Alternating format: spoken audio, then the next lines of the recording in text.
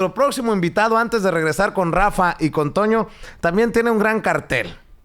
Es licenciado en Filosofía por el Instituto de Filosofía, maestro en Humanidades con especialidad en Antropología Educativa por la Universidad del Tepeyac, diplomado en Historia de la Filosofía y en Derechos Humanos por la Universidad Iberoamericana de la Ciudad de México.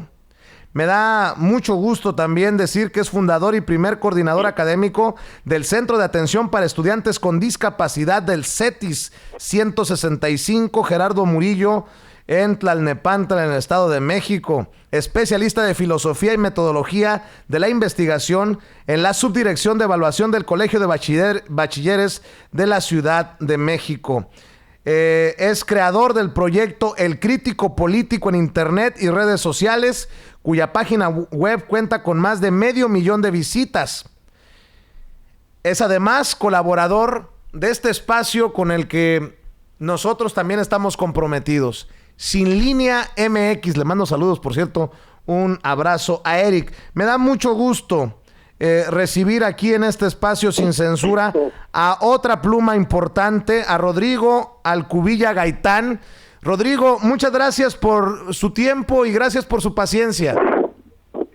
No, al contrario, siempre es un deleite escuchar al doctor Luengas, aunque un poco extendido, pues siempre es importante. Y saludos a ti y a todo el auditorio que nos escucha. Bueno, le voy a pedir a Ceci que me ayude con la conexión. Desafortunadamente tenemos problemas con el enlace telefónico. Vamos a ver si mejoramos esta comunicación con Rodrigo Alcubilla Gaitán, colaborador de Sin Línea MX, para hablar de las noticias más importantes en México. Vamos a ver si ahí te escucho mejor, mi querido Rodrigo. Sí, ¿ahí me escuchas? Ahí te escucho. Oye, Rodrigo, ¿sí? Pues muchas noticias importantes. Se aprobaron las leyes secundarias de la Guardia Nacional, tanto en el Senado como en la Cámara de Diputados. La Guardia Nacional más cerca que nunca de ser realidad. Y es la carta fuerte del presidente Andrés Manuel López Obrador. El presidente Andrés Manuel López Obrador, que ya echó a funcionar el instituto para regresarle al pueblo lo robado. Hoy tenemos esta participación de nuestro compañero Toño Ruiz en la mañanera sobre el tema de la lista de los chayoteros, de los periodistas favoritos de Peña Nieto. En fin, ¿por dónde le quieres entrar? Tú dime. Sí, pero son muchos temas, todos muy interesantes. Por ejemplo, yo he hecho algunas investigaciones sobre la cuestión de la Guardia Nacional y las declaraciones que han realizado pues algunos de sus más grandes críticos, tanto en redes sociales con los conocidos como pues los que escriben en los medios de comunicación. Y mi pregunta siempre es la misma. La pregunta es, ¿confías en tu policía local?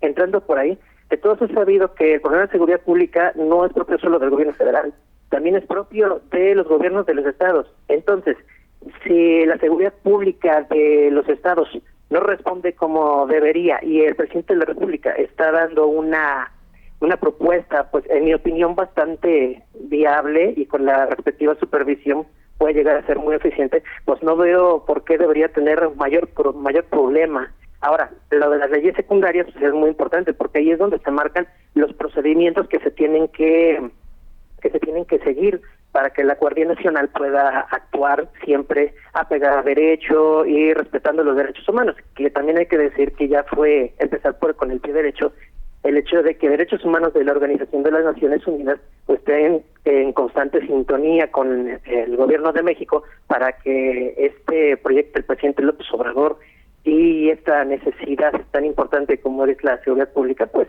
se lleven a buen puerto. Así es. ¿Tú sí le ves el futuro que nos promete el presidente Andrés Manuel López Obrador de serenar al país a través de la Guardia Nacional? Yo creo que no va a resolver el problema en su totalidad, pero lo que sí pienso es que va a dejar un precedente bastante sólido sobre cómo deberíamos empezar a transitar en el sendero de lo que es la seguridad pública. La historia nos ha mostrado, nadie nos lo ha contado, lo hemos visto, que la delincuencia organizada desafortunadamente pues ha superado en gran medida a las policías locales en los estados de la República. Recuerdo, por ejemplo, el caso del doctor Mireles, cómo se levantó en armas con las autodefensas para defender a su comunidad y luego al Estado. Tenemos también otros levantamientos en diferentes partes, sobre todo del sur del país. Entonces, pues yo creo que va a dejar un precedente bastante sólido, va a dejar raíces, no va a resolver el problema en su totalidad, pero yo creo que sí vamos a ver en los próximos 5 años y fracción un avance en una estrategia eficiente sobre lo que es la seguridad pública. Ahí sí, yo creo que sí vamos a ver un buen resultado en un mediano plazo, porque ojo, no podemos esperar que, como dijo Damián Alcázar, ¿no?, que Andrés Manuel López Obrador saque su varito de Harry Potter y ¡pum!, ya se resolvió el problema de la seguridad pública. Es un proceso y todos lo tenemos que asumir como tal. Claro, y quiero recomendarle que también siga, no me lo pediste, mi querido Rodrigo, pero permíteme tomarme esta libertad de seguir, sí, de pedirle a la gente que te siga en Twitter, en @, ¿cómo te puede encontrar? Sí, en Twitter estoy como @cr_político. @cr_político. ¿Y en Facebook? En Facebook me pueden encontrar como El Crítico Político, así tal cual. Uh-huh. Y también en la colaboración de Sin Línea, en la columna El Rojo Vivo, y tengo una página web personal dedicada al crítico político, la que mencionaste en la presentación. La dirección de internet es vidainmex.blogspot.com. Ahí es donde pueden encontrar más colaboraciones mías, que pues me gustaría decirlo, pero tengo ya realizándolas desde el año 2011. Ya este proyecto que estoy realizando y que estoy profesionalizando en este momento, pues ya tiene varios años de estar haciendo o aportando alguna opinión a lo que es el desarrollo de algunas políticas públicas, políticas económicas, opinión de cultura y sociedad. También le voy a pedir a la gente que busque los espacios de Sin Línea MX. Están haciendo un gran esfuerzo en Sin Línea MX para desmentir muchas de las fake news que circulan también en redes sociales. Si te parece, Rodrigo, entremos a lo de regresarle al pueblo lo robado, que a todas luces, en esencia, parece correcto. Pero yo no sé si tengamos el paquete completo, si se pretende regresarle al pueblo lo robado y no terminan los peces gordos tras las rejas. Porque este ha sido un debate, ¿no? ¿En qué momento se hace justicia? Bueno, se hace justicia regresándole al pueblo lo robado, pero los que robaron tienen que de alguna manera terminar tras las rejas. Es como el caso de Emilio Lozoya Austin. Lo inhabilitan 10 años al exdirector de Pemex, pero que no se nos olvide que está señalado de recibir más de $10 millones en sobornos por parte de Odebrecht. Debería, si se confirmaran estos dichos, de estar tras las rejas. ¿Cómo ves esta situación? Pues también es un tema bastante complejo. Y pienso que la intención del presidente López Obrador pues es muy importante y rompe con la tradición de impunidad por la que habían actuado las administraciones anteriores, pues, desde varios sexenios hacia atrás. No es nada más con Peña Nieto y con Calderón, también hay responsabilidad en los antecesores, Fox, Cedillo, Salinas, no se diga, y así sucesivamente. La intención es buena. Eso de devolver al pueblo lo robado, pues yo creo que es una exigencia que llevamos realizando todos los ciudadanos desde hace décadas, ni siquiera años, nada más décadas.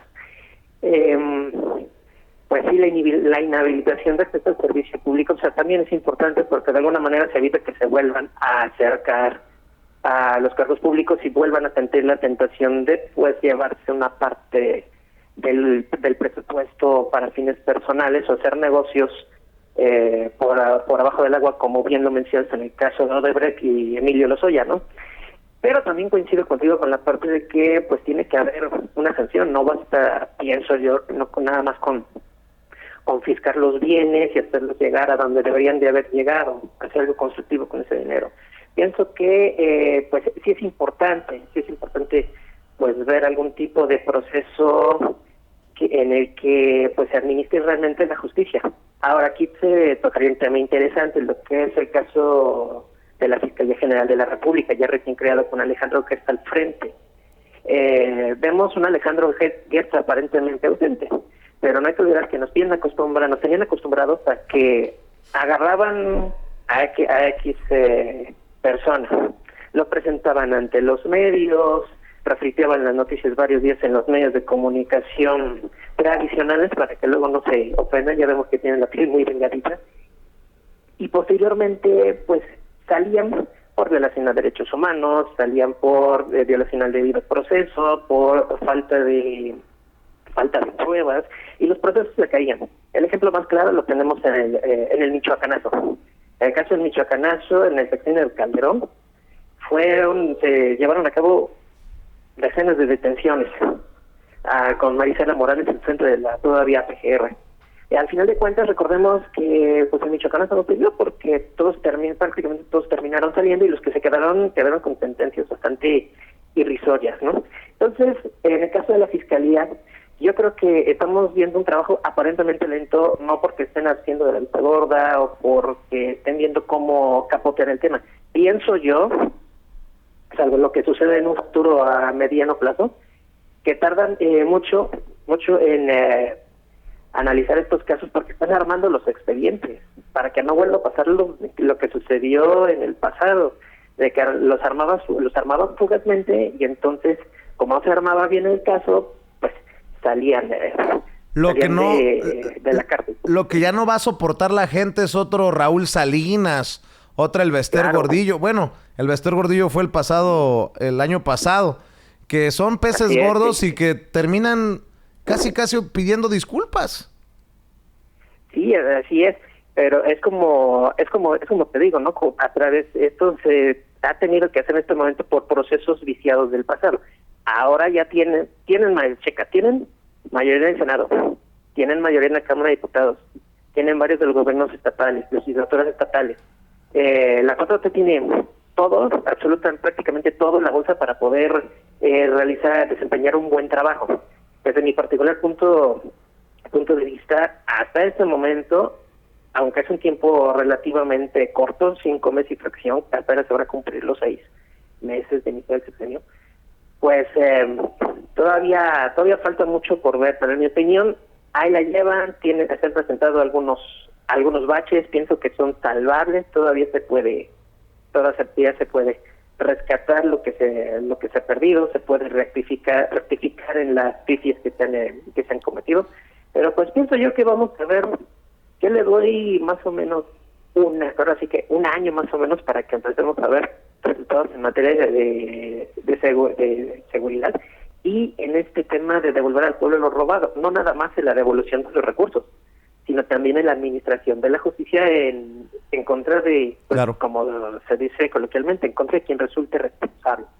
Para cerrar